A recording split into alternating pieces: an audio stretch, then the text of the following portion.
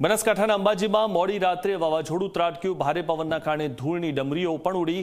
ભારે પવનના કારણે અનેક હોર્ડિંગ્સ પણ ફાટ્યા હતા। ત્યારે વાવાઝોડાના કારણે વાહન ચાલકો પણ પરેશાન થયા હતા। સમગ્ર પંથકમાં ભારે પવન ફૂંકાયો હતો।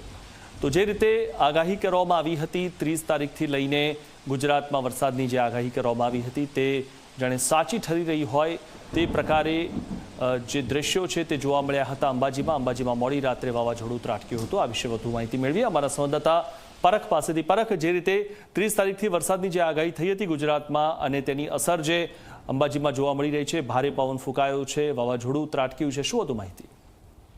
બિલકુલ મિત્રોને આપણે બતાવી દઉં કે રીતે ગુજરાતમાં વરસાદની આગાહી કરવામાં આવી હતી અને 30 તારીખ સુધી જે વરસાદની આગાહી છે તેના પગલે કહી શકાય કે આજે વહેલી સવારથી જ હળવું વાતાવરણ જોવા મળ્યું હતું, પણ આજે રાત્રિ દરમિયાન જે છે એકાએક વાતાવરણમાં મોટો ભારે પલટાવ જોવા મળ્યો હતો અને કડાકા ભડાકા સાથે વીજળીના કડાકા થયા હતા અને એમ કહી શકાય છે કે ધૂળની ભારે ડમરીઓ ઉડીને વાવાઝોડું પરિસ્થિતિ સર્જાઈ હતી અને એમ કહી શકાય છે કે વીજળીના કડાકા ભડાકા બાદ વરસાદની પણ ધીમી ધારે શરૂઆત થવા પામી હતી અને હાલ તબક્કે ચોક્કસપણે છે કેટલાક હોર્ડિંગ્સો પણ ફાટ્યા છે, કેટલાક બોર્ડ નીચે પડી ગયા છે, પાણીની બરોબો છે એ પણ ધરાશાય થઈ ગયેલી છે અને ગામમાં જે છે એમ કહી શકાય કે જે વાવાઝોડા અને વીજળીના કડાકા ભડાકા અને ડરના કારણે વેપારીઓ પણ વહેલી તકે બજારોમાં ધંધા જે રોજગારો છે વહેલા બંધ કરી અને ઘર ભેગા થયેલા જોવા મળ્યા હતા અને કહી શકાય છે કે હાલ તબક્કે ગામમાં જે મોટા હોર્ડિંગ્સો છે એ પણ ભારે લાગી રહ્યા છે અને ઊંચો હોર્ડિંગ્સો જે છે ભર બજારમાં જોવા મળી રહ્યા છે, જે પણ ઉતારી લેવાની માંગ કરાઈ રહી છે કે જ્યારે કોઈ મોટી અકસ્માત ન સર્જાય। હાલ તબક્કે પણ જે છે આકાશમાં વીજળીના કડાકા ભડાકા થઈ રહ્યા છે અને હાલ તબક્કે કહી શકાય છે કે વરસાદ પણ ધીમી ધારે ચાલુ રહી।